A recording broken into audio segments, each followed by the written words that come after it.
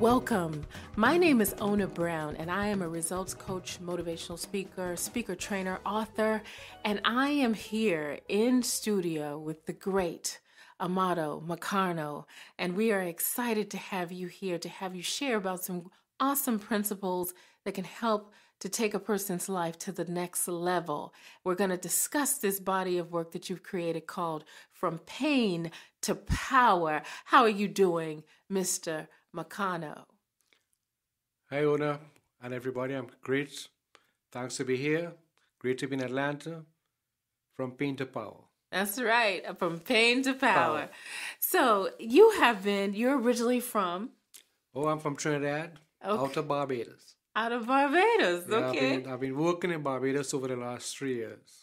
But you're originally Trini. Born and bred. That's awesome.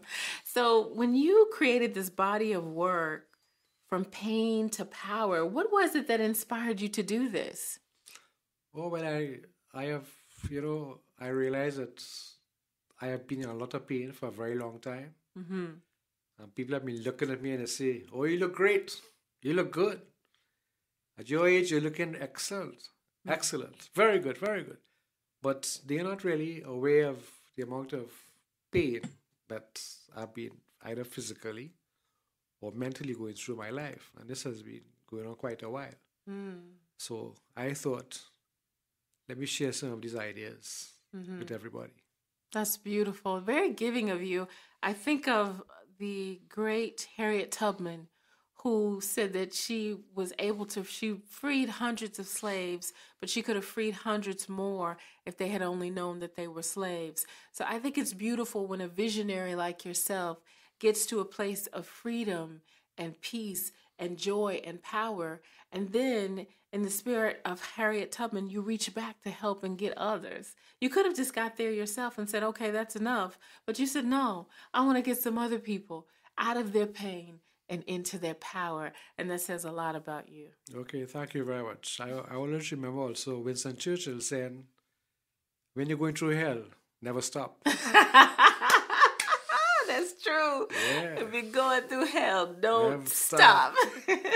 Very true. So when you think about this body of work that you've created, From Pain to Power, obviously there are some things that a person needs to do when they're in this place of pain. What is one of the foundational steps that a person might need to take? Well, first of all, I think that, people are in a lot of pain, but they're really unaware of it. And they go through life doing the same thing over and over and over.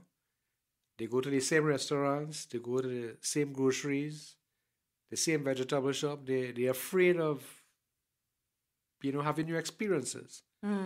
But they are not aware that it has nothing to do with those experiences, but it has to do with there's a pain that they're going through that they're either not aware of or maybe not accepting. Very true. So what you're saying is that a person can be in pain and not even know it because they're so used to going through pain, because some people have lived in pain for years. Not at all.